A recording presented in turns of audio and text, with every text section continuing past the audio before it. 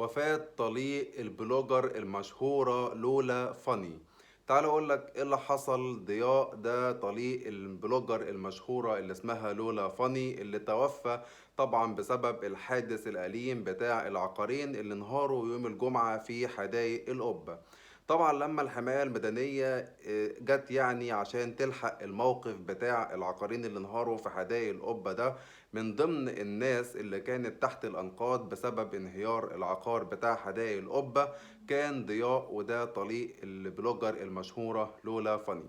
طبعا لولا فاني كانت نزلت بوست على الفيسبوك بتطلب من الناس ان هم يدعوا لطليقها ان هو ربنا يسترها عليه، ولكن لما جت الحماية المدنية وبدأت تطلع الناس من تحت الأنقاض، طلعوا طبعا ضياء وهو متوفي، ومش هو لوحده كمان، ده ناس كتيرة توفت.